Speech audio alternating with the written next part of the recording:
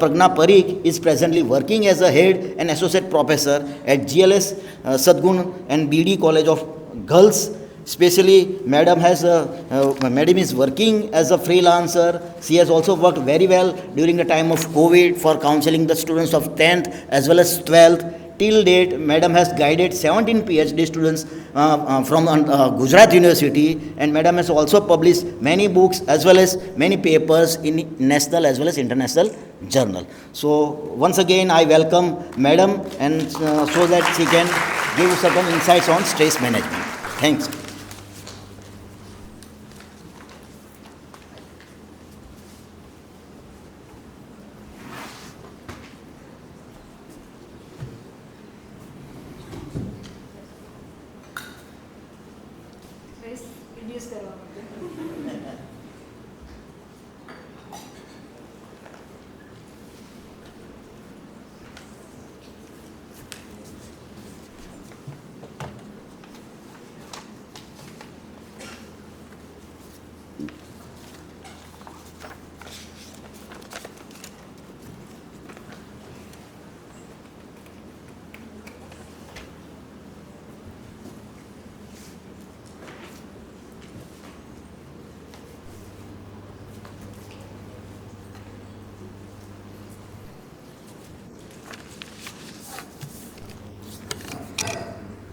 નમસ્કાર.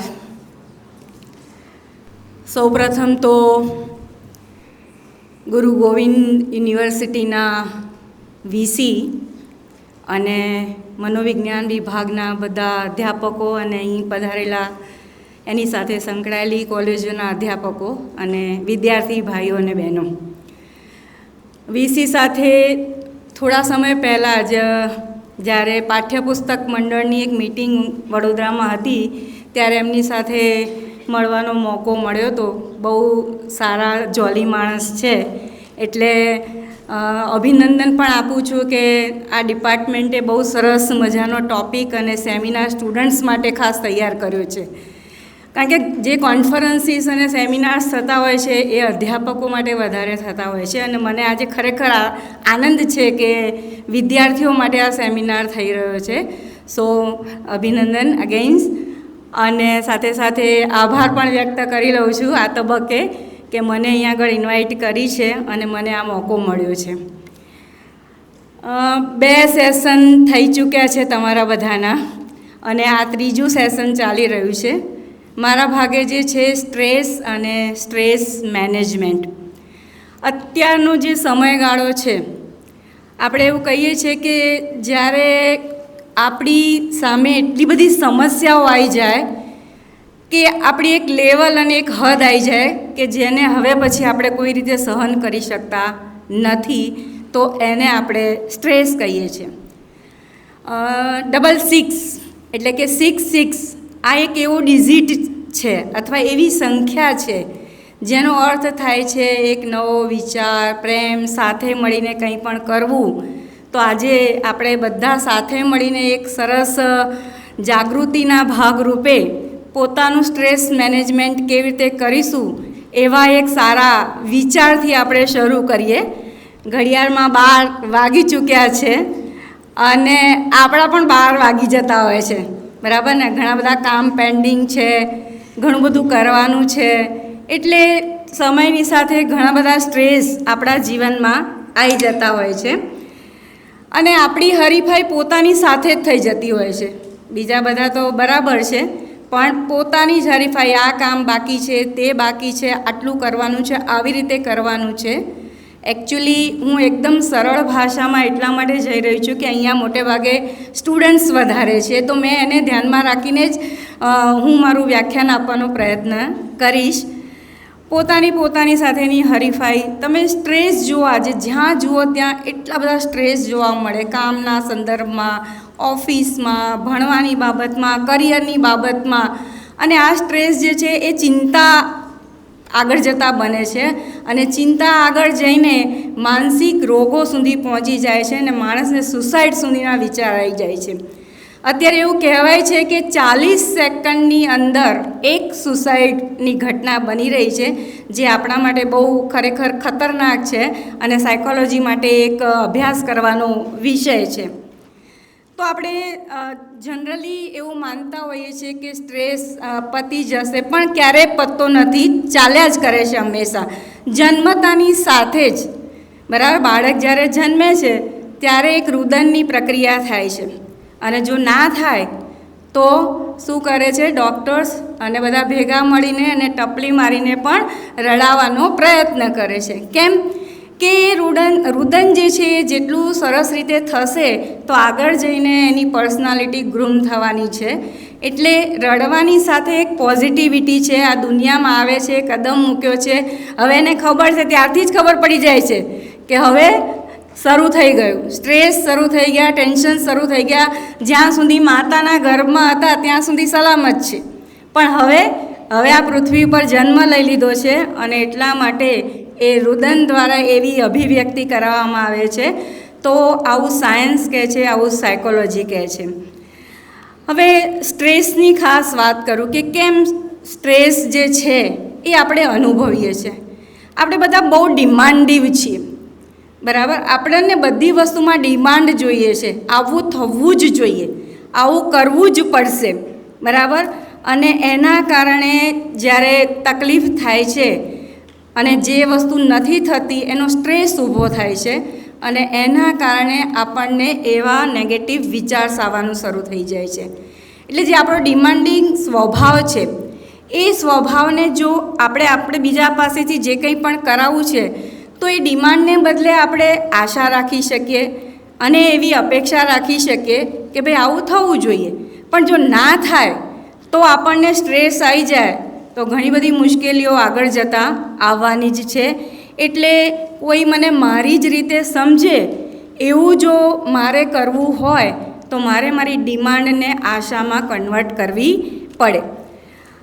આપણે કોઈ પણ વ્યક્તિને અનઇવન વર્તન કરતાં જોઈએ ત્યારે એવું થતું હોય કે ભાઈ આ કેમ આવું વર્તન કરે છે, જાને ભાઈ તું જરાક બહાર અહીંયા નજીકમાં જે કંઈ પણ સારું પ્લેસ છે દેવગઢ બારિયા ફરી આય, કંઈક સારું ખાઈ લે, તું આમ કરી લે. પણ એના વિચારો અને એની લાગણીઓ અને એના વર્તનનું શું? આપણે બહુ સહજતાથી કહી દેતા હોઈએ છીએ કે નિગ્લેક્ટ કરવું, એક કાનેથી સાંભળવું, બીજા કાનેથી કાઢી નાખવું. તો આ એક કાન અને આ બીજા કાનની વચ્ચે આ મગજ છે. આ મગજની અંદર હજારો વિચારો આવે છે. એ વિચારોનું શું? કંટ્રોલ નથી થઈ શકતા. એવું કહેવાય છે કે દિવસ દરમિયાન લગભગ 60-80 હજાર જેટલા વિચારો આવે છે. અંદર એક્ઝિટ થવાનો રસ્તો જ નથી મળતો. એટલે જો તમે એ વિચારોને ઓળખી અને જો નેગેટિવ વિચારોને એક્ઝિટ કરવાનું કામ શીખી જશો તો તમે તમારા જીવનમાં તમારા સ્ટ્રેસનું મેનેજમેન્ટ બહુ જ સારી રીતે કરી શકશો. એટલે આવા વિચારોને એક્ઝિટ કરતાં શીખવું પડશે.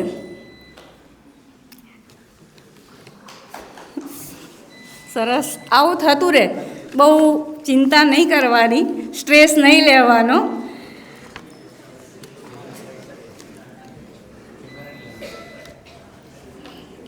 રિલેક્સ રાખ્યું તો આવી ગઈ, પોઝિટિવ રાખવાના વિચારોને. તણાવો જે છે ને એ બધું આપણી દુખતી નસો છે. તો આપણે આપણી દુખતી નસ જે છે એ દુખતી નસને જાતે તપાસવાની છે, સમજવાની છે. અને એટલા જ માટે હવે આપણે અહીંયા પહેલાં સ્ટ્રેસને સમજીશું સાયન્ટિફિક રીતે, અને પછી એનું સ્ટ્રેસ મેનેજમેન્ટ કેવી રીતે કરવું જોઈએ એની આપણે વાત આગળ વધારીશું. સ્ટ્રેસ. તો સ્ટ્રેસ તમે જોઈ શકો છો, જેમ મેં એમ કીધું કે ભાઈ શરૂઆતથી માંડી અને છેક અંતિમ શ્વાસ સુધીની આ પ્રક્રિયા છે. આજનો યુગ જે છે એ સિદ્ધિઓનો યુગ છે. બધાને સિદ્ધિ જોઈએ છે ને સિદ્ધિ જોવા માટે ડિમાન્ડિંગ છે ને વધુ પડતું બધું કરે છે. અને જ્યારે વધુ શબ્દ આવે ને ત્યારે સ્ટ્રેસ થઈ જાય છે. એટલે આપણે બધા 21મી સદીમાં છીએ અને 21મી સદીને સુપર ચિંતા અને તણાવોની સદી કીધી છે, યુગ કીધો છે. કેમ? આમ તો સુપર શબ્દ જે છે એ બહુ સારી રીતે સારી ભાષા માટે વપરાય છે, પણ અહીંયાની જે વાત છે એ દુઃખદાયક છે, થોડીક તકલીફવાળી છે. સુપરનો મતલબ છે કે બહુ વધારે પડતું થઈ જાય છે. આપણી સામે જીવનની માંગણીઓ એટલી બધી છે કે વ્યક્તિ સતત દબાણનો અનુભવ કરે છે, પ્રેશર છે, કરવું જ પડશે. અને એ ડિમાન્ડિંગ વસ્તુ, એ પ્રેશર જે છે એ વ્યક્તિને સ્ટ્રેસ અપાવે છે. તો વૈજ્ઞાનિક રીતે આપણે સમજીએ તો સ્ટ્રેસ એ શરીરની ફાઇટ અથવા તો ફ્લાઇટની પ્રતિક્રિયા છે. જ્યારે આપણે ચારે બાજુથી ઘેરે જઈએ છીએ, કાળા ડિમાંગ વાદળો છવાઈ જાય છે, કશું સમજાતું નથી, શું કરવું, ક્યાંથી કરવું, કેવી રીતે કરવું, આવા બધા પ્રશ્નો જ્યારે થતા હોય છે ત્યારે આપણે ઘણી બધી પ્રતિક્રિયાઓ આપીએ છીએ. એમાંની આ પ્રતિક્રિયા છે, આપણા શરીરની અંદર કોર્ટિસોલ અને એડ્રેનાલિન જેવા જે અંતઃસ્રાવો છે એ અંતઃસ્રાવોનું પ્રમાણ, કેમિકલ્સનું પ્રમાણ વધી જાય છે અને એના કારણે હૃદયની ગતિ અને ધબકારામાં વધારો થવા ઘણા બધા લક્ષણો જે છે એ આપણામાં જોવા મળે છે.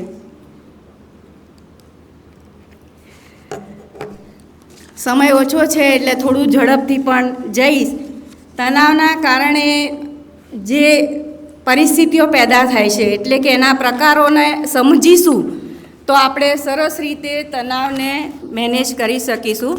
તો તણાવના પ્રકારોની વાત કરીએ તો તણાવના પ્રકારો જે છે એ 4. એક્યુટ સ્ટ્રેસ, જેને આપણે ટૂંકા ગાળાની ચોક્કસ ઘટનાઓને કારણે થાય છે. નાની નાની વાતોના કારણે સ્ટ્રેસ થઈ જાય છે, પણ આ સ્ટ્રેસ એવો છે કે તમે એને ઝડપથી પૂરો પણ કરી શકો છો ને એ પરિસ્થિતિમાંથી બહાર પણ આવી શકો છો અને ઓછું નુકસાનકારક હોય છે. બીજું છે એપિસોડિક એક્યુટ સ્ટ્રેસ, જે વારંવાર આવતા ટૂંકા ગાળાનો સ્ટ્રેસ છે. વારંવાર આવે, થોડા સમયના અંતરે આવે. ઓફિસમાંથી એમ કહેવામાં આવે કે આ અઠવાડિયે તમારે આટલું કામ પેન્ડિંગ છે, પતાવી જ દેવાનું છે. પ્રોફેસરો એમ કે જો હવે આજે 22 તારીખ થઈ ને 26મી તારીખે તમારે તમારા અસાઇનમેન્ટ જમા કરાવી દેવાના છે, પ્રોજેક્ટ જમા કરાવવાના છે, વગેરે વગેરે. તો આ ટૂંકા ગાળાના સ્ટ્રેસ છે. થોડોક સમય લાગે પણ કામ પૂરું થતાં ફરી પાછા આપણે નોર્મલ થઈ જતા હોઈએ છીએ. પણ મીનવાઇલ એમાં પણ ઘણી બધી અસરો જોવા મળે છે. આપણે થાકી જઈએ, ચીડચીડિયાપણું આવી જાય અને આપણે એકાગ્રતાનો અભાવ, કોન્સન્ટ્રેશન નથી કરી શકતા. ત્યાર પછી છે ક્રોનિક. ક્રોનિક શબ્દ ઉપરથી જ ખબર પડે છે કે આ સ્ટ્રેસ જે છે એ લાંબા સમય સુધી ચાલે છે. દાખલા તરીકે કોઈ ગંભીર બીમારી હોય, નોકરીનું દબાણ હોય, પારિવારિક સંબંધોના પ્રશ્નો હોય, તો જે લાંબા સમય સુધી ચાલે અને એની જે અસર થાય છે, હૃદયની અંદર તકલીફ થાય, હાર્ટ એટેક આવે, બરાબર, ઇમ્યુન સિસ્ટમ આપણી ડાઉન થઈ જાય છે અને કોઈ પણ ગંભીર બીમારીઓ ગમે ત્યારે ફટાફટ આપણને લાગુ પડી જતી હોય છે. નબળાઈઓ દેખાય છે અને આપણે એકદમ જાણે નિસ્તેજ બની જઈએ છીએ. હમણાં વાત કરીને કે ચોથા સ્ટ્રેસની વાત કરું, યુ સ્ટ્રેસ. એટલે બધા સ્ટ્રેસ કંઈ નેગેટિવ જ હોય એવું જરૂરી નથી. કેટલીક વાર સારા અને પોઝિટિવ સ્ટ્રેસ પણ હોય છે. તમે બધા અહીંયા હોલમાં ખચોખચ સમય થયો છે જમવાનો, છતાંય બધા બેઠા છો, એ મારા માટે તો સારો પોઝિટિવ સ્ટ્રેસ જ છે, બરાબર. એટલે આ સ્ટ્રેસ જે છે એ ઉત્પાદકતા વધારે, તમારું મોટિવેશન વધારે, તમને કામ કરવાની આગળ વધારે ઈચ્છા થાય. તો આ રીતે આ સ્ટ્રેસના પ્રકારો, ગમે એટલો સ્ટ્રેસ હોય, તમે આ જો પ્રકારો જાણતા હોય તો એને મેનેજ કરી શકો છો. સ્ટ્રેસના લક્ષણો, જો તમે કોઈ પણ વસ્તુને ઓળખી લેશો, જાણી લેશો, સમજી લેશો, બરાબર, તો તમે એને કંટ્રોલ કરી શકશો. સ્ટ્રેસને કેવી રીતે ઓળખવું, ક્યાં એની ફિઝિકલ અને ક્યાં મેન્ટલી અને ક્યાં બિહેવિયરલ અસર થાય છે, એનો આ ચાર્ટ છે, તમે જોઈ શકો છો. સૌથી પહેલાં શારીરિક લક્ષણોની વાત કરું. માથાનો દુખાવો. જ્યારે તમે બહુ સ્ટ્રેસમાં હોય ત્યારે બધા તમારા માથાના સ્નાયુઓ જે છે ખેંચાય છે, વાળ પકડો છો, જકડો છો, તમને એટલો બધો સ્ટ્રેસ થઈ જાય છે કે તમે એને કંટ્રોલ કરી નથી શકતા અને હેડેક થઈ જાય છે. સ્ટ્રેસના કારણે બીજું લક્ષણ જે છે થાક અને ઉર્જાનો અભાવ. શરીરની અંદર એડ્રિનાલ જે પ્રવાહ છે એનો વધુ પ્રવાહ વહેતો થઈ જાય છે અને એના કારણે શરીર થાકી જાય છે, મન થાકી જાય છે, મગજ થાકી જાય છે, નિશ્ચેત બની જઈએ છીએ. ઊંઘની સમસ્યાઓ, કાં તો ઊંઘ બહુ આવે, કાં તો ઊંઘ એકદમ ઓછી થઈ જાય, ઊંઘ ડિસ્ટર્બ થઈ જાય અને તમે જ્યારે ઉઠો છો ત્યારે પોતાને ફ્રેશ ફીલ નથી કરી શકતા 8 કલાકની ઊંઘ લીધા છતાં પણ. હૃદયના ધબકારા વધી જાય, મેં જેમ આગળ કીધું એમ કે શરીરની અંદર એડ્રાનિલ જ્યારે વધી જાય છે ત્યારે હૃદયના ધબકારા વધઘટ થાય છે અને એની અસર આપણા મન અને શરીર ઉપર થતી હોય છે. સ્નાયુઓમાં તણાવ, બીપી વધી જવું, બીપી ઘટી જવું, ત્વચાની સમસ્યાઓ જેને આપણે સાયકોસોમેટિક ડિસઓર્ડર કહીએ છીએ એ બધા તમને અહીંયા આગળ જોવા મળશે. જો તમે સ્ટ્રેસને ઓળખી જશો, શારીરિક રીતે શું લક્ષણો છે એ ધ્યાનમાં રાખશો તો તમને ખબર પડશે કે ભાઈ અત્યારે મને શારીરિક લક્ષણ છે કે માનસિક લક્ષણ છે અને તમે એ રીતે એને કંટ્રોલ કરી શકશો. બીજું છે માનસિક લક્ષણો. ચિંતા કે બેચેની વધી જાય, કોઈ પણ વસ્તુમાં ટેન્શન થવા માંડે, રઘવાટ થઈ જાય, ગભરાટ આવવા માંડે, શું કરીશું, ક્યાંથી કરીશું, આવા બધા સવાલ ઊભા થાય. એકાગ્રતાનો અભાવ જોવા મળે, તમે નાની નાની વસ્તુઓમાં પણ ફોકસ ના કરી શકો, ધ્યાન નથી આપી શકતા, ભૂલી જાઓ છો. યાદશક્તિની સમસ્યાઓ આવે છે કે તમને કંઈક કીધું હોય ઘરેથી કે આટલું લઈને આવજો, તમે બહાર જાઓ છો તો રિટર્નમાં આવો ત્યારે આટલું લઈને આવજો, લિસ્ટ આપ્યું હોય ભૂલી જાઓ. નકારાત્મક વિચારો આવે, નેગેટિવિટી આવે, હું કરી શકીશ, મારાથી થઈ શકશે, હું તો નહીં જ કરી શકું. આવા બધા નેગેટિવ વિચારો જે છે, થોટ્સ જે છે એ વારંવાર આવવા એ પણ સ્ટ્રેસનું મુખ્ય લક્ષણ છે. નિર્ણય લેવામાં મુશ્કેલીઓ, નાની નાની વસ્તુઓમાં નિર્ણય નથી લઈ શકતા કે ભાઈ આજે એક ફંક્શનમાં જવું છે તો કેવું ડ્રેસિંગ કરીને જવું, અથવા તો મારે ઓફિસમાં આજે એક પ્રોગ્રામ છે તો શું પ્રિપેરેશન કરવી. નાની નાની વસ્તુઓમાં પણ આપણે મુશ્કેલી અનુભવીએ છીએ, ડિસિઝન લઈ નથી શકતા અને એનો પણ એક થાક લાગે છે માનસિક.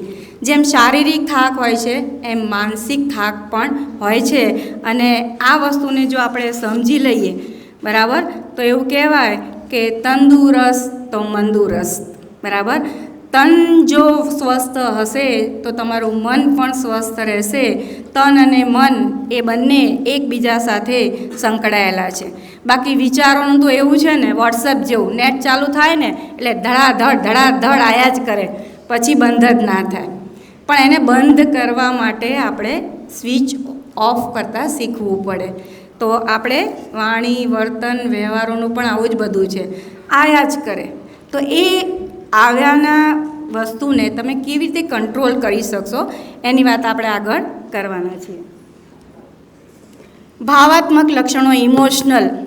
તમે કોઈ ઇમોશનલ રીતે ડિસ્ટર્બ થાઓ છો તો શું લક્ષણો જોવા મળશે, કેવી રીતે તમને એનો સ્ટ્રેસ થાય છે એ તમે જો શીખી જશો તો તરત જ તમે એના ઉપર કંટ્રોલ કરી શકો છો. ઇમોશન, આવેગ, બરાબર, આવેગ જરૂરી છે. આવેગ વિધાયક પણ છે, નિષેધક પણ છે.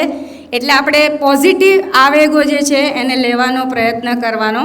પણ જ્યારે તમે સ્ટ્રેસમાં હો છો, નેચરલી સ્ટ્રેસ આયા કરે છે અને નેગેટિવ જે આવેગો છે એ પણ એની સાથે જોડાયેલા છે. તમે ઉદાસ બનો છો, ધીરે ધીરે ચિંતા, ડર, ડિપ્રેશન, માનસિક બીમારીઓ ત્યાં સુધી આપણે પહોંચી જઈએ છીએ, પણ આપણે પહોંચવાનું નથી. બરાબર. અસ્થિર મૂડ સ્વિંગ થાય છે. ઘડીકમાં તમને ખુશી થાય અને ઘડીકમાં તમને દુઃખની લાગણી અનુભવ થાય. બરાબર. અહીંયા આગળ પલક મેડમ બેઠા છે અને આ સેમિનાર જે છે એક સારી વસ્તુ છે, એક સરસ પોઝિટિવ કાર્યક્રમ થઈ રહ્યો છે. પણ એના 2 દિવસ પહેલાં જ્યારે અહીંયા આગળ જે અધ્યાપકોએ કામ કર્યું હશે તો એમની મનસ્થિતિ આપણે જાણી શકીએ છીએ. પ્રોગ્રામ આજે સાંજે પતશે ને ત્યારે એમને થશે હાશ, સરસ રીતે બધું સંપન્ન થઈ ગયું. મૂડ સ્વિંગ, કોઈ પણ વસ્તુ સાથે વિધાયક અને નિષેધક, સારું અને ખરાબ, વારે ઘડીએ તમારું મન ચેન્જ થઈ જાય છે. ક્યારેક બહુ ખુશ થઈ જાઓ છો, ક્યારેક બહુ દુઃખી થઈ જાઓ છો. આત્મવિશ્વાસમાં ઘટાડો, તમારું કોન્ફિડન્સ લેવલ ડાઉન થઈ જાય છે, તમને તમારા માટે શંકા જાગવા મળે છે કે ખરેખર હું શું આ કામ કરી શકીશ. તો જ્યારે આવો ક્વેશ્ચન થાય ત્યારે સમજી લેવાનું કે તમારી આત્મવિશ્વાસમાં કમી થઈ છે. તમે બધાએ ક્યારેક ને ક્યારેક તો સ્ટ્રેસનો અનુભવ કર્યો જ હશે અને કરતા રહેતા હોઈએ છીએ, બધા જ ને જ અનુભવ થાય છે. આગળ વાત કરીએ, વર્તનમાં શું લક્ષણો જોવા મળે છે. તો ભૂખમાં ફેરફાર થાય છે. ભૂખ લાગે કાં તો ભૂખ ના લાગે, બંને પોઝિશન બની શકે છે. તમે સમાજથી દૂર થવાનો ધીરે ધીરે પ્રયત્ન કરો છો. સોશિયલ ફંક્શનમાં ના જાઓ, કોઈની બર્થડેમાં ના જાઓ, દિવાળી સેલિબ્રેશન ના કરો, બર્થડે ના જોવા જાઓ, પોતાની જાતને વિથડ્રો કરી લો છો એક રીતે. અને એ પણ એક સ્ટ્રેસનું બહુ મોટું લક્ષણ છે. છેલ્લે જે લખ્યું છે વિલંબ, એટલે તમે કોઈ પણ કામને ટાળો છો. આગળના લેક્ચરમાં પણ સરે કીધું ને, કાલે કરીશું, વિચાર્યું છું, થાય છે, લંબાવતા જઈએ છીએ સમયગાળો. અને આપણે બધા કેવા હોય છે, આરંભે સુરા. કોઈ પણ કામ કરવાનું હોય ને તો બહુ મોટી મોટી વાતો કરીએ કે યાર મસ્ત ટાઈમ ટેબલ બનાવી દીધું, સવારે આટલા વાગે ઉઠીશ, પછી આ કરવાનું છે, પછી જમવાનું છે, પછી કોલેજ જવાનું છે, પછી સાંજે અરે આજે તો નહીં થઈ શકે, હવે કાલથી કરીશ. અને એ કાલ ક્યારેય આવતી નથી. અને એટલા માટે જ કહેવાય છે આજ કરે સો અબ કર. અને એ વસ્તુને ખાસ ધ્યાનમાં રાખવાની છે. તો આપણે પ્રકારોને સમજ્યા. હવે આગળ વધીએ. તણાવના કારણો. કેમ સ્ટ્રેસમાં આવી જઈએ છીએ આપણે, રાઈટ? સ્ટ્રેસમાં આવવાના કારણો શું? તો કારણો, કોઈ મનોવિજ્ઞાન તો એમ કહે છે કે આપણા વર્તન જે છે ને એનું મૂળ જ કારણ છે. કારણ વગર કોઈ વર્તન શક્ય જ નથી. અને આપણી બધી થેરાપીમાં જે છે સાયકોલોજીની જેટલી પણ, એમાં આ વસ્તુ ખાસ જોવામાં આવે છે કે આપણે એ કોઈપણ રોગના, મનોરોગના મૂળમાં જઈએ અને એના કારણો શોધી કાઢવાના છે. આપણે પણ જો આ સ્ટ્રેસના કારણો શોધી કાઢીશું અને જાણીશું, બરાબર, તો એને મેનેજ કરવું બહુ સરળ બનશે અને આપણે એ કરી શકવાના છીએ. તો તણાવ જે છે એ બાહ્ય પણ છે અને આંતરિક પણ છે. સૌથી પહેલાં બાહ્ય પરિસ્થિતિઓની વાત કરીએ તો બાહ્ય પરિસ્થિતિઓના દબાણો એટલા બધા હોય છે કે આમ થવું જ જોઈએ, આમ જ કરવાનું છે, હું તારો બાપ છું ને, મેં કીધું ને એવું જ કરવાનું છે, તારે સામે નહીં બોલવાનું, બરાબર, મારા પ્રમાણે જ ચાલવાનું. તો આપણે હંમેશા એ જે બહારના પ્રેશરો છે એનાથી સ્ટ્રેસ અનુભવીએ છીએ. વધુ કામનું દબાણ, મેં આગળ પણ કીધું કે એ વર્ક પ્લેસ હોય, ઘર હોય, ઓફિસ હોય, કોલેજ હોય, ત્યાં આગળ ઓવરલોડના કારણે મગજ હેંગ થઈ જાય છે અને આપણે કોઈ પણ ડિસિઝન લઈ શકતા નથી. ઓછી સહાયતા, તમારા સોશિયલ સપોર્ટ, તમારા ફ્રેન્ડ્સ, તમારા સગાવાલા, તમારી આજુબાજુ તમને જે સપોર્ટ કરનારા લોકો છે એનું પ્રમાણ જો ઓછું હશે તો તમારો સ્ટ્રેસ નેચરલી વધી જવાનો છે. કારણ કે તમને એવું થાય છે કે જો મને કંઈ તકલીફ પડશે તો કોણ મદદમાં આવશે. તો ઓછી સહાયતા પણ એક સ્ટ્રેસનું કારણ છે. સંઘર્ષો, કોન્ફ્લિક્ટ, આ બધી વસ્તુઓ પણ ધ્યાનમાં રાખીએ. આદેશો, સંબંધોની સમસ્યાઓ, આજે રિલેશનના એટલા બધા ગોટાળા છે કે સમજમાં જ નથી આવતા અને લાંબા સમય સુધી ચાલે. એમનો ઈગો એટલો બધો હર્ટ થઈ જાય કે રિલેશન સારા બનાવવા માટે કોઈ પહેલ જ કરવા તૈયાર નથી કે ચલો જવા દો. માફ કરવાની વૃત્તિ, ટોલરન્સ પાવર આપણામાં ઘણા બધા ઓછા થઈ ગયા છે અને એના કારણે આપણે સ્ટ્રેસ અનુભવીએ છીએ. પહેલાંના જમાનામાં તમે જુઓ કે બધા સંયુક્ત કુટુંબો હતા, એટલે ઘરમાં ને ઘરમાં જ બધી વાતો શેર થઈ જતી હતી, એટલે પ્રશ્નો પણ ઓછા થતા હતા. દિવસે દિવસે વિભક્ત કુટુંબો થવા માંડ્યા છે. શેર કરવા માટેની જગ્યા નથી, એટલે આપણે સોશિયલ મીડિયા અને બીજા બધા રસ્તાઓ શોધીએ છીએ અને સ્ટ્રેસ વધતો જાય છે કારણ કે ત્યાં માણસો જેવી લાગણી નથી, હૃદય નથી. આંતરિક તણાવોની વાત કરીએ તો મુશ્કેલ નિર્ણય લેવામાં મુશ્કેલી થઈ જાય છે, નથી કરી શકતા અને ખરેખર કરવો પણ ના જોઈએ. જ્યારે આપણે સ્ટ્રેસમાં હોઈએ છીએ ત્યારે કોઈ પણ અગત્યનો નિર્ણય કરવો જોઈએ નહીં.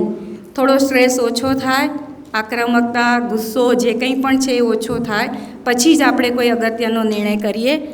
સારું કામ કરવાનું દબાણ આપણને હંમેશા છે ને બીજાઓની ગુડ લિસ્ટમાં રહેવાની ટેવ પડી ગઈ હોય છે કે હું સારો કેવી રીતે દેખાઉં અથવા હું સારી કેવી રીતે દેખાઉં, આને આવી એક્ટિવ ગમે છે, આવું કામ ગમે છે તો હું એ પ્રમાણે કરવા જાઉં.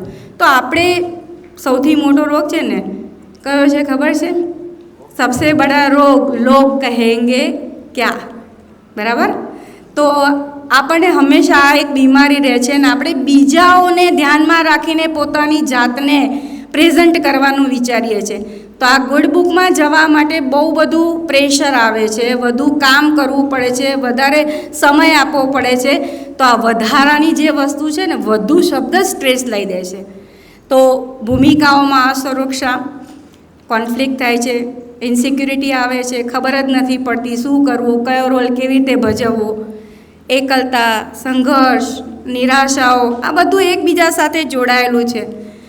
ડિમાન્ડિંગ, આગળ જે મેં કીધું એ અપેક્ષાઓ, આજે સ્ટુડન્ટ્સ પ્રત્યે માતા પિતાની અપેક્ષાઓ, સમાજની અપેક્ષાઓ એટલી બધી હોય છે કે મેડિકલ અને એન્જિનિયરિંગના સ્ટુડન્ટ્સમાં ખાસ કરીને સુસાઇડનું પ્રમાણ વધારે જોવા મળે છે. હોસ્ટેલ્સની અંદર આત્મહત્યાઓ થઈ જાય છે. તો આ બધા સ્ટ્રેસના કારણો છે. આ સિવાય માનસિક તણાવજન્ય અન્ય પરિસ્થિતિઓની વાત કરીએ.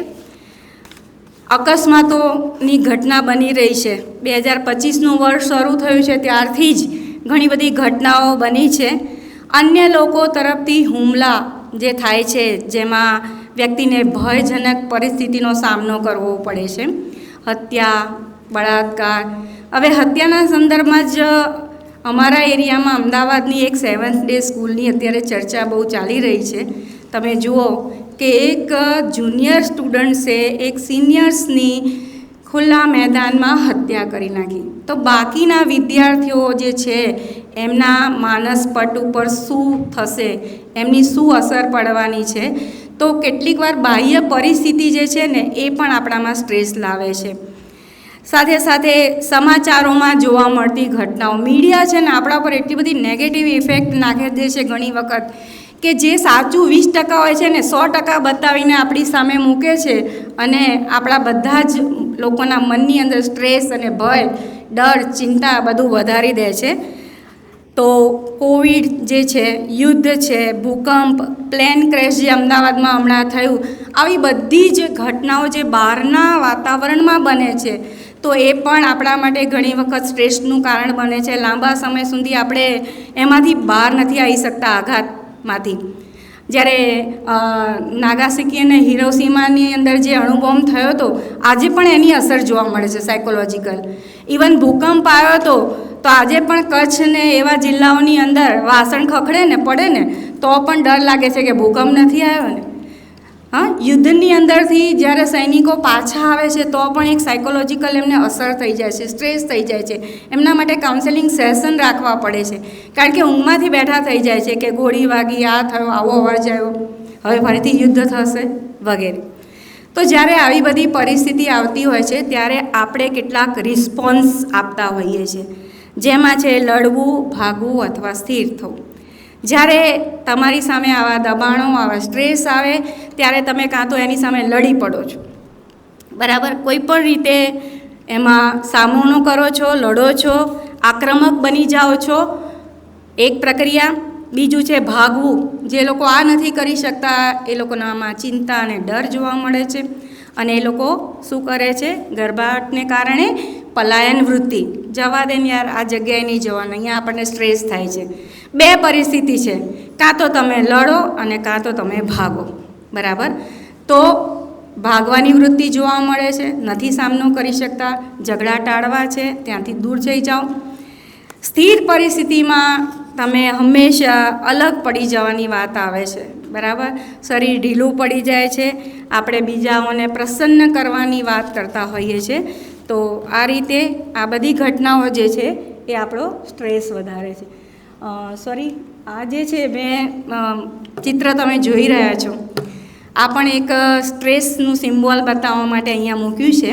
કેટલાક પક્ષીઓ એવા હોય છે કે આપણે પણ એવા હોઈએ છીએ કે ભાઈ આપણે બહુ સારું જ કામ કરવાનું. આ પક્ષીઓ ઘણા એવા હોય છે કે એમને ઊંચી જ ઉડાન પસંદ છે, બરાબર. અને ઊંચી ઉડાન માટે એણે ચાંચ ઘસવી પડે, અને જો ચાંચ ઘસે ને તો એનું આયુષ્ય ઘટી જતું હોય છે. પણ ઉડવાનું તો ઉપર જ, ભલે જે થવું એ થાય. તો આ એક મેં સિમ્બોલ મૂક્યો છે જેને સમજવા માટે. આગળ જોયું એમ તણાવની પરિસ્થિતિના 4 રિસ્પોન્સ: ફાઇટ, ફ્લાઇટ, ફ્રીઝ અને ફન, બરાબર. આ રીતે આપણે કોઈ પણ સ્ટ્રેસની સામે 4 પ્રક્રિયાઓ આપતા હોઈએ છીએ. મેં ચારેયની વાત તમને આગળ કરી દીધી છે, એટલે આપણે સમયની મર્યાદાને કારણે ઝડપથી આગળ વધીશું. કારણ કે આજે સ્ટ્રેસ સમજવાનો છે અને મેનેજમેન્ટ વધારે કરવાનું છે, બરાબર. તો સ્ટ્રેસનું મહત્ત્વ અને સ્ટ્રેસનું મૂલ્યાંકન. અત્યારે દુનિયાની અંદર સ્ટ્રેસનું પ્રમાણ એટલું બધું વધી ગયું છે કે આપણે એના મહત્ત્વને ટાળી શકીએ નહીં, બરાબર. એટલા માટે સ્ટ્રેસને સમજવાનું. આપણે બધા અત્યારે ફિઝિકલ અવેરનેસ માટે તો બહુ જ જાગૃત છીએ. વાતાવરણ એવું ચાલી રહ્યું છે કે થોડોક પણ શરદી તાવ આવે તો ક્યાં જઈશું? હા, ડૉક્ટર પાસે. પણ કોઈક એક વિદ્યાર્થી છે કે કોઈક એક બાળક છે કે જે 15 દિવસ સુધી ગુમસુમ છે, ખાતો નથી, બરાબર ઊંઘતો નથી, બરાબર, 15-20 દિવસ, મહિના સુધી આવી પ્રક્રિયા ચાલે છે, તો કે થઈ જશે, કંઈક થયું હશે. આપણે એટલા અવેર નથી. ધીરે ધીરે અવેરનેસ આવી રહી છે, પણ જોઈએ એટલી સાયકોલોજીકલ જે રિસ્પોન્સ મળવો જોઈએ અથવા જાગૃતિ આવવી જોઈએ એ આવતું નથી, બરાબર. અને એના કારણે સ્ટ્રેસ જે છે એ વધતા જાય છે. તો આ આપણા સ્ટ્રેસની સામેની પ્રતિક્રિયાઓ છે જે માણસ કરે છે. આમાંથી કોઈ પણ પ્રકારની પ્રતિક્રિયા આપણે કરીએ, જેવો આપણો સ્વભાવ અને જે રીતની આપણી તકલીફ હશે એ રીતે આપણે કરતા હોઈએ છીએ. આ બધું જે છે ને એ પરસેપ્શનની વાત છે. આપણા સ્ટ્રેસ અને તણાવ મોટે ભાગે આપણા પરસેપ્શન છે. આપણે જેવું વિચારીએ છીએ ને, આપણી પાસે જે 5 જ્ઞાનેન્દ્રિયો છે, હાથ, આંખ, કાન, નાક, જીભ અને ત્વચા, અને એની સાથે જે સંવેદનો જોડાયેલા છે, એ સંવેદનોનું જેવું અર્થઘટન કરીએ છીએ ને એવી વસ્તુ દેખાય છે. તો મને અહીંયા આગળ એક વાત પણ યાદ આવે છે. 3 અંધ વ્યક્તિઓ હતા અને એમની સામે હાથી લાવી દીધો અને એવું કીધું કે ભાઈ તમારે અડકી અને તમારે કહેવાનું છે કે આ શું છે. તો એક અંધ જણાએ એનો પગ પકડ્યો હાથીનો, તો કે ભાઈ થાંભલા જેવું કંઈક લાગે છે. એકના હાથમાં કાન આવ્યો તો કે પંખા જેવું કંઈક લાગે છે, બરાબર. તો કહેવાનો મતલબ એ છે કે આપણે જે રીતનો અનુભવ કરીએ છીએ, જે રીતનું આપણું પરસેપ્શન છે એ પ્રમાણે આપણે વિચારતા હોઈએ છીએ. પીપીએફનો મતલબ છે, અધ્યાપકોને તો બધાને ખબર જ હશે, પબ્લિક પ્રોવિડન્ટ ફંડ. પણ આપણે અત્યારે એની વાત નથી કરતા. આપણા રિલેશનોનું રોકાણ ક્યાં કરીશું અને કેવી રીતે કરીશું. તો આ પીપીએફ જે છે, પર્સનલ, પ્રોફેશનલ અને ફેમિલી, આપણા સ્ટ્રેસને મેનેજ કરવા માટે આપણને જો આપણા પર્સનલ વસ્તુની અંદર તકલીફો થઈ રહી છે, મુશ્કેલીઓ આવી રહી છે, તો સમજી જવાનું કે સ્ટ્રેસ વધી રહ્યો છે, બરાબર. પ્રોફેશનલ લાઈફ ડિસ્ટર્બ થઈ રહી છે તો પણ વિચારવાની જરૂર છે, અને ફેમિલી માટે તો વિચારવું જ પડે. તો આ 3 જે છે એને આપણે એકબીજા સાથે કનેક્ટ કરી અને જો આપણા લાગણીઓ, વિચારો અને સ્ટ્રેસના ઓછા કરવાના રોકાણો કરીશું તો વધારે સારી રીતે આપણે લાઈફને સંતુલિત કરી શકીશું. મૂલ્યાંકનની વાત કરીએ, અને આ શીખવું જ પડશે. પરિસ્થિતિ એટલી બધી જટિલ બની રહી છે અત્યારના સંજોગોમાં કે જો આપણે આપણા સ્ટ્રેસનું મેનેજમેન્ટ કરતાં નહીં શીખીએ તો આપણા શારીરિક અને માનસિક લેવલ જે છે એ ડાઉન થતા જશે. આપણા વ્યક્તિગત અંગત સંબંધો ઉપર પણ એની અસરો પડશે. તમારા ફ્રેન્ડ પણ તમને કહેશે કે યાર તું આજકાલ બદલાઈ ગયો છે, ખબર નહીં કેમ. પણ એને ખબર નથી કે આપણી સાથે શું બની રહ્યું છે. તો આ રીતે તમે એનું મૂલ્યાંકન કેવી રીતે કરી શકો? તમે સૌથી પહેલાં મેડિકલ પાસે જઈ શકો છો કે ભાઈ તમને કેવા પ્રકારના લક્ષણો દેખાય છે. તમે જાતે પણ એનું મૂલ્યાંકન કરી શકો છો. નાની નાની પ્રશ્નાવલીઓ જે છે એ તમારા મોબાઈલમાં અવેલેબલ હોય છે. તમે તમારી જાતને પ્રશ્નો પૂછી અને એના જવાબો મેળવી તમારા ટ્રિગર પોઈન્ટ્સની પેટર્નને જાણી અને તમે નક્કી કરી શકો છો કે તમને કેવા પ્રકારનો સ્ટ્રેસ છે. તમને પરીક્ષા વખતે સ્ટ્રેસ થાય છે તો કેવા પ્રકારનો, કારણ કે તૈયારી નથી એનો થાય છે કે ઓવર તૈયારી છે એનો થાય છે. કોઈ પણ રીતે તમે કોઈક પ્રતિક્રિયા બતાવો એના પહેલાં એના લક્ષણને સમજી લેવો જરૂરી છે. ટેકનોલોજીનો ઉપયોગ તમે કરી શકો છો. મોબાઈલની અંદર ને ઘડિયાળોમાં તો અત્યારે સ્માર્ટ વોચ છે, એની અંદર તમારા બધા જ ફીચર્સ એમાં આપેલા હોય છે અને એનાથી તમે ઊંઘ, તમારા સ્ટ્રેસ, આ બધી વસ્તુને કરી શકો છો કંટ્રોલ. અને તેમ છતાંય જો ના કરી શકતા હોય સ્ટ્રેસનું મેનેજમેન્ટ તો શું કરવું જોઈએ? તો આપણે આગળ હવે જોઈએ સ્ટ્રેસ મેનેજમેન્ટ, જે સૌથી અગત્યનો મુદ્દો છે. કેવી રીતે કરવું? અભ્યાસો બતાવે છે 2024ના કે સામાજિક સપોર્ટ, મેં આગળ કીધું કે તમારે જેટલો સપોર્ટ વધારે બરાબર એટલો તમારો સ્ટ્રેસ ઓછો. તો તમારે શું કરવું પડે? તમારા સોશિયલ સપોર્ટ્સને વધારવા પડે. ગ્રેટિટ્યૂડ, જે તમારું એન્ડ્રોફિન્સ એક કેમિકલ્સ જે સ્રાવ છે એ 25% વધારે છે અને સ્ટ્રેસને ઘટાડે છે. સરે આગળના સેશનમાં માઇન્ડફુલનેસની વાત કરી બરાબર, એનાથી 22% પ્રકૃતિ સાથે તમે અટેચ થાઓ છો તો 20% જેટલો સ્ટ્રેસ તમારો ઘટાડી શકો છો. જોઈએ ચલો કેવી રીતે.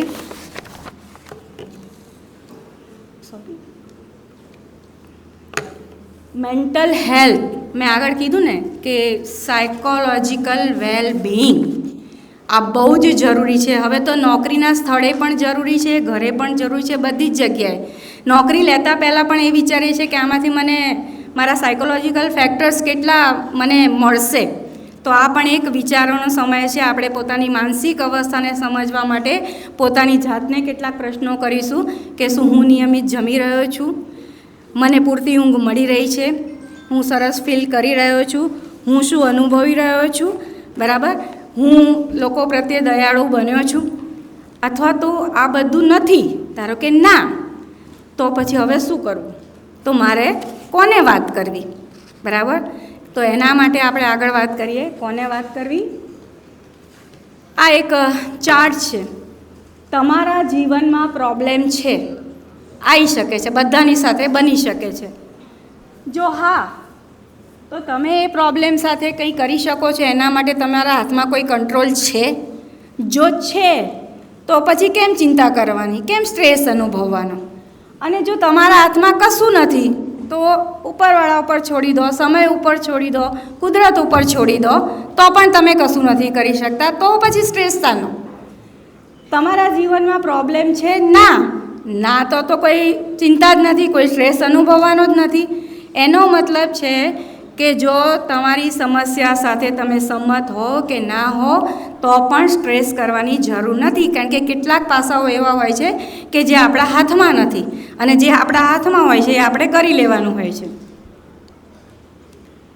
સ્ટ્રેસ મેનેજમેન્ટની કેટલીક ટેકનિકોની વાત કરીએ.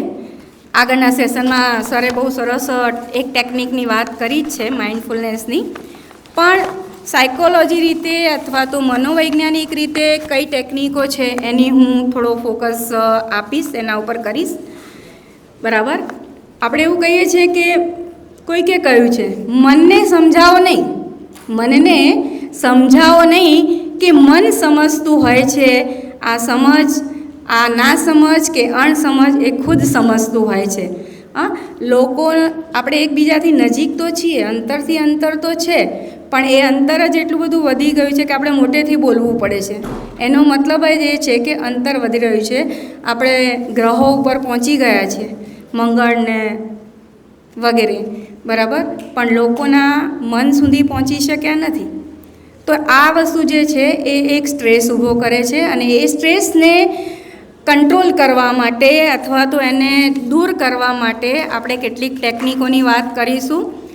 તણાવના કારણોને સૌથી પહેલાં ઓળખવાના છે અને એને મેનેજ કરવાના છે. જેમ આગળ વાત કરી કે તમારા હાથમાં હોય તો એને મેનેજ કરો, નથી તો પછી સમયની સાથે એને ટ્રેન કરો, એની ટેકનિકોનો ઉપયોગ કરી ધીરે ધીરે ઘટાડો. તમારા જીવનમાં નિયમિત વ્યાયામને સામેલ કરો. એવું કહેવામાં આવે છે કે એક્સરસાઇઝથી જે છે એ હેપી કેમિકલ્સ બહાર આવતા હોય છે, જેનાથી તમે ખુશ થઈ શકો છો. શ્વાસોશ્વાસની પ્રક્રિયા, ડીપ બ્રીધિંગ, અનુલોમ વિલોમ, પ્રાણાયામ, આ બધું કરવાથી એક તમારામાં ઉર્જાનો સ્ત્રોત ઊભો થાય છે. તમે ખુશ રહી શકો છો, સ્ટ્રેસનું લેવલ ઘટાડી શકો છો. ધ્યાન અને માઇન્ડફુલનેસ ઉપર હું વધારે કહેતી નથી, સરે ઘણી બધી સમજૂતી આપી દીધી છે. તમને ગમતા શોખ, રમતગમત છે, તમને માળીકામ ગમે છે, કે તમને લોંગ ડ્રાઈવ કરવું ગમે છે, તમને નૃત્ય ગમે છે, સ્વિમિંગ ગમે છે, સાયકલિંગ ગમે છે, બરાબર, આ બધું કરી શકો છો, જેથી હૃદયરોગનું પ્રમાણ અને ચિંતાનું પ્રમાણ તમે ઘટાડી અને તમારા સ્ટ્રેસના જોખમોને ઘટાડી શકો છો. સમય બગાડનારા પરિબળો, ટોક્સિન, તમારું જે લોકો છે અથવા તો વાતાવરણ છે એનાથી તમારે દૂર રહેવાનું છે. સ્ક્રીનિંગ ટાઈમ તમારે ઘટાડવાનો છે. મોબાઈલ અને એ બધું વસ્તુનો જે ઉપયોગ કરો છો એના ઉપર થોડો કંટ્રોલ કરી લેવાની જરૂર છે. સકારાત્મક વિચારો, પોઝિટિવ એટીટ્યૂડ, મારાથી નહીં જ થાય, હું નહીં જ કરી શકું, એના બદલે હું કરીશ, મારાથી થઈ જ શકશે, એવા એક વિચારથી આપણે કોઈ પણ કામ કરવાનું છે. જુદી જુદી થેરાપીસ છે, જેમ સાયકોલોજી છે, એમ આયુર્વેદ છે, તબીબી શાખા છે, નેચરોપથી છે. તો નેચરોપથીની જુદી જુદી જે થેરાપીસ છે, મસાજ છે, બરાબર, કલર થેરાપી છે, વોટર થેરાપી છે, એક્યુપ્રેશર છે, આ બધાથી પણ તમે રિલેક્સેશન મેળવી શકો છો, તમારા સ્ટ્રેસને રિડ્યુસ કરી શકો છો. અને એ રીતે કરવાથી ધીરે ધીરે તમારો સ્ટ્રેસ ઘટે છે. સ્ટ્રેસ મેનેજમેન્ટની જે બીજી ટેકનિકો છે, જર્નલિંગ. જર્નલિંગનો મતલબ છે કે આપણે ઘણીવાર કેવું હોય છે કે કોઈકને કહેતા ડરીએ છીએ. કેમ? કારણ કે વિશ્વાસ નથી કે આ મારો દુરુપયોગ તો નહીં કરે ને, કોઈને કહી તો નહીં દે ને, મારી અંગત લાગણીઓ શેર તો નહીં કરી દે ને, અને એના કારણે આપણે કહેતા ખચકાતા હોઈએ છીએ. તો એવા સંજોગોની અંદર આપણે જર્નલિંગ એટલે લખવું. તમારા જે વિચારો, જે લાગણીઓ આવતી હોય એને તમે કાગળ ઉપર ઉતારો, અને એકવાર તમે કાગળ ઉપર ઉતારશો એટલે રિલેક્સ થઈ જશો, સ્ટ્રેસ તમારો દૂર થઈ જશે. સામાજિક ભાવાત્મક કંટ્રોલ કરો, મિત્રો સાથે મળો, એના સાથે મનોરંજન કરો, બરાબર, પોતાની વાતોની રજૂઆત કરો, અને એનાથી તમે સ્ટ્રેસ કંટ્રોલ કરી શકો છો. આટલું બધું કરવા છતાં પણ જો તમને એમ લાગે આ કરવાની ટેકનિકો છે, ટ્રાય કરવાનો, બધું જ કરી લીધા પછી પણ જેવું લાગે તમને કે હજી પણ આરો સ્ટ્રેસ દૂર નથી થઈ રહ્યો, તો તમે કાઉન્સેલરની, ચિકિત્સકની મદદ લેવાનું ખચકાશો નહીં, કારણ કે એ તમને વધારે સારી રીતે બીજી ટેકનિકોનો ઉપયોગ કરતાં શીખવાડી શકે છે. ઓનલાઈન જે સપોર્ટ્સ ગ્રુપ હોય છે, મેન્ટલ હેલ્થ કેવી રીતે વધારવા, સ્ટ્રેસ કેવી રીતે ઘટાડવો, એવા બધા વોટ્સઅપમાં ગ્રુપ ચાલતા હોય તો એમાં પણ તમે જોડાઈ શકો છો. આરામ અને ઊંઘ બહુ જરૂરી છે. 8 કલાકની સારી પ્રોપર ઊંઘ એ સ્ટ્રેસ ઘટાડવા માટે એક બહુ જ સારું મહત્ત્વનું પરિબળ કહી શકાય. ખોરાક પણ, સારો ખોરાક લેવાથી તમારું ડાયજેશન પાવર સારું થાય છે, સારા વિચારો આવે છે. ડાયરી લખવાની વાત કરી. સામાજિક સપોર્ટ વધારો, મા બાપ સાથે ઘરમાં એક ટાઈમ સાથે ભોજન જમવું, મિત્રો સાથે નાની નાની પાર્ટીઓ કરવી, બર્થડે ઉજવવી, ક્યાંક પ્રકૃતિના ખોળે ફરવા જતું રહેવું વગેરે. બાઉન્ડ્રી સેટ કરો. ઘણી વખત આપણે ના નથી પાડી શકતા કોઈકને, અને એના કારણે ઘણી બધી મુશ્કેલીઓ થતી હોય છે, વધારાની જવાબદારીઓ આવી જતી હોય છે, અને મને પછી આપણે કરતા હોઈએ છીએ, એના કારણે પણ સ્ટ્રેસ આવે છે. તો એક લિમિટ તમારે નક્કી કરવાની છે કે બસ ભાઈ ના કહેતા શીખવું. પ્રોપર રીતે ના, બધામાં ના નથી કહેવાની, બરાબર, પણ ક્યાં ના કહેવી, કેટલા પ્રમાણમાં કહેવી એ તમારે જાણી લેવું પડે. ટાઈમ મેનેજમેન્ટ કરવો સમયનો ખેલ છે, બરાબર. મને ચિઠ્ઠી આવી ગઈ છે અહીંયા, 10 મિનિટ છે મેડમ, બરાબર. એટલે ટાઈમ મેનેજમેન્ટ કરવું, એટલા માટે જે પ્રાયોરિટી હોય તમારા જીવનમાં નાની નાની વસ્તુ રોજનીશી બનાવો, અને જે બહુ જ અગત્યનું લાગે એને પહેલા ક્રમે ગોઠવી અને એની તમે શરૂઆત કરો.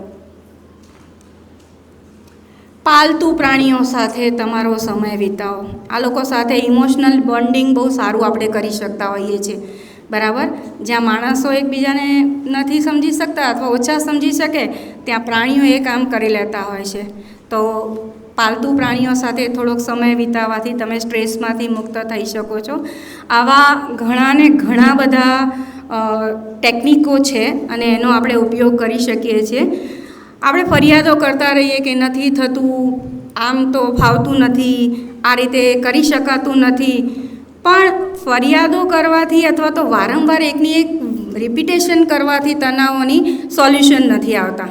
સોલ્યુશન માટે તમારે પ્રયત્ન કરવો પડે, એના માટે તમારે માર્ગ શોધવો પડે, બરાબર. એના માટેની એક ટેકનિક છે, પહેલાં ગમતી વસ્તુ કરાવવાની, પછી ના ગમતી કરાવવાની, પછી ગમતી કરાવવાની, એમ કરતાં કરતાં એ મિક્સ થઈ જશે ને આગળ જતાં ના ગમતી વસ્તુ પણ પોઝિટિવ થઈ જશે. આ 7 જે સ્ટેપ છે, સ્ટ્રેસને ઓળખો, બરાબર. આપણે વાત કરી પોતાનામાં બદલાવ લાવવા માટે ઘણા લોકોની તૈયારી જ નથી હોતી, મારે તો બદલાય, હું તો આવો જ રહીશ, તો એ સ્ટ્રેસ ઓછો નહીં કરી શકે. તમારી પોતાની પણ તૈયારી હોવી જોઈએ, કારણ કે એડજસ્ટમેન્ટના એટલા બધા પ્રશ્નો છે કે હું એમ કહું કે મારા પ્રમાણે ચાલવું જોઈએ, અથવા તો હું તો આમ જ છું, બદલાવું હોય તો સામેવાળો બદલાય, હું નહીં બદલાવું, તો સ્ટ્રેસ ઓછો નહીં થઈ શકે.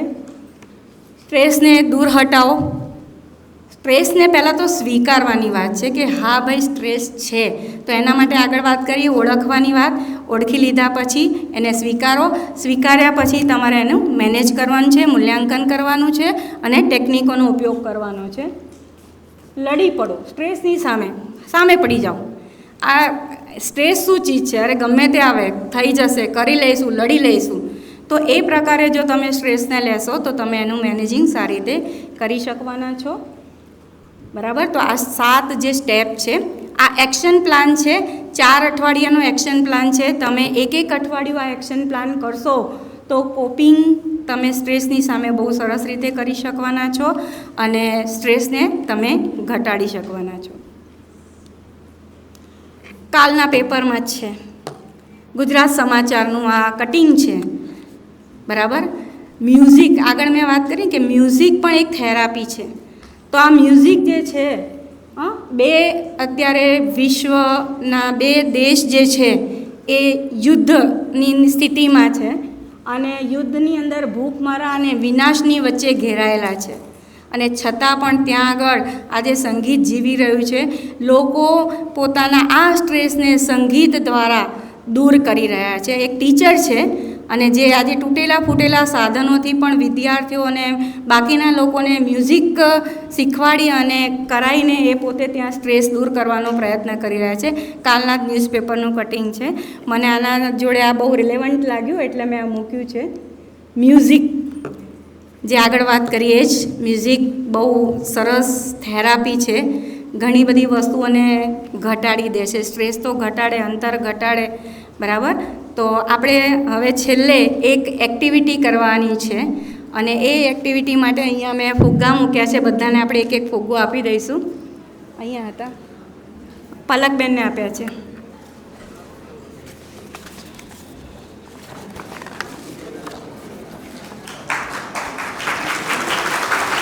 આ તાળીઓને મારે પોઝિટિવ સમજવાની છે. હા, આપી દો, બધાને આપી દો. અહીંયાથી 1 મિનિટ મ્યુઝિક વાગશે ત્યાં સુધીમાં દરેક જણા એક એક ફુગ્ગો લઈ લો ફટાફટ અને ફૂલાઈને ઉપર ગાંઠ મારી દો. ઝડપથી કામ કરીશું આપણે, ફટાફટ એક્ટિવિટી કરવાની છે. બધાને ભૂખ પણ લાગી છે, સમય થઈ ગયો છે.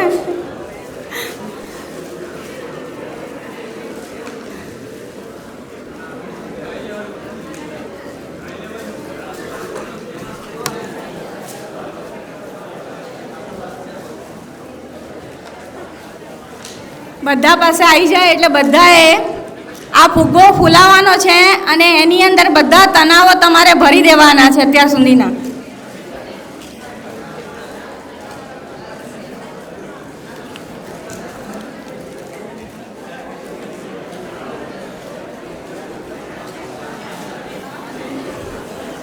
ચલો જલ્દી જલ્દી, જેટલી જલ્દી ભૂખ લાગી હોય એટલું જલ્દી ફૂલાઈ દેશો.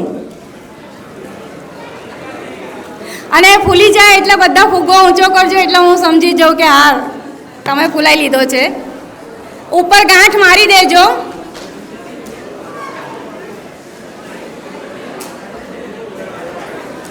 બહુ વધારે ના ફૂલાવતા, મીડિયમ સાઇઝનો ફૂલાવજો, નહીંતર પહેલાં જ ફૂટી જશે.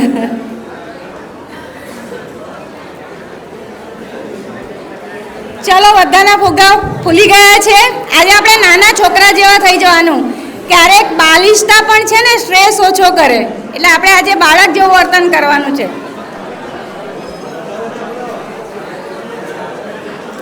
બધા ફુગ્ગો ઊંચો કરો, બધા પોતાનો ફૂલાયેલો ફુગ્ગો ઊંચો કરો. ઓકે, હવે અહીંયા જ્યારે મ્યુઝિક વાગે ત્યારે તમારે આંખ બંધ કરી લેવાની છે. ફુગ્ગો તમારી પાસે જ રાખો.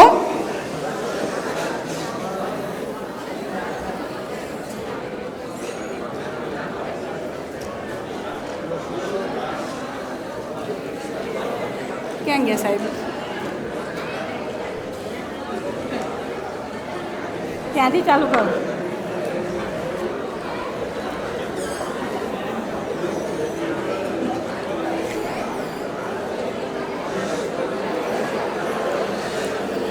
ચલો મ્યુઝિક.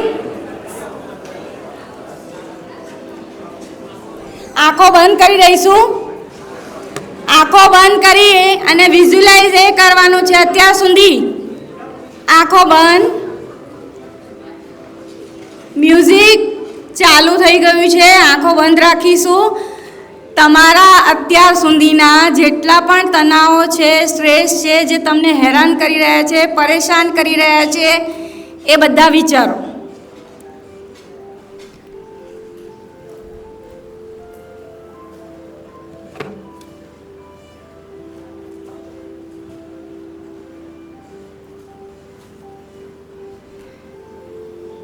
બધા ભેગા કરો. સ્ટ્રેસ, તણાવો, તકલીફો, મુશ્કેલીઓ, મૂંઝવણો.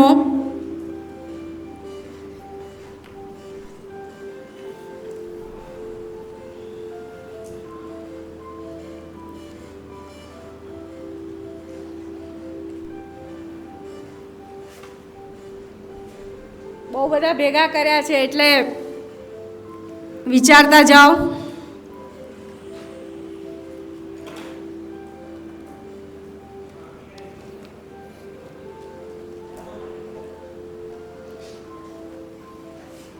આંખો બંધ રાખીને ફુગ્ગા ઉપર આંગળીથી બધા સ્ટ્રેસ લખવાનો ટ્રાય કરો. જેટલા પણ સ્ટ્રેસ તમને અત્યારે હેરાન કરી રહ્યા છે એના ઓછા હશે એટલે જલ્દી ફૂટી ગયો. ઓકે, આપણે મ્યુઝિક બંધ કરીએ છીએ. તમે આંખો ખોલી શકો છો. અને હવે જેટલા પણ સ્ટ્રેસ છે, તમે જેટલા પણ પરેશાન કરી રહ્યા છે, એટલી જ આક્રમકતાથી જોરથી ફુગ્ગો ફોડવાનો છે.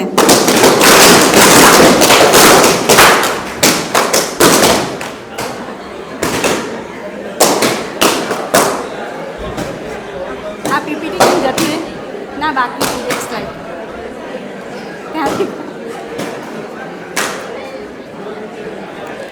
ત્યાંથી બસ એક છેલ્લી ઇન્ફોર્મેશન છે.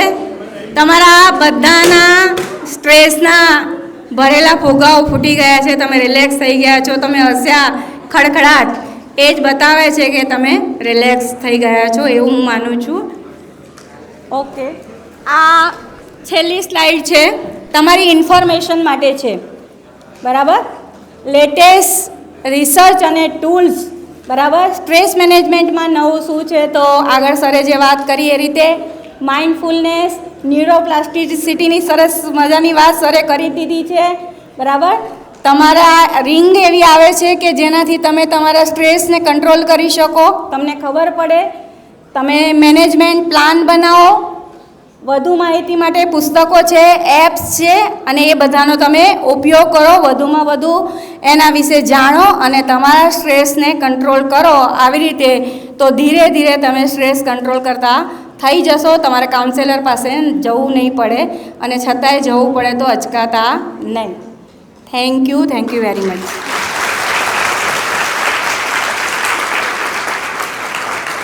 Thank you against. બધાનો ખૂબ ખૂબ આભાર.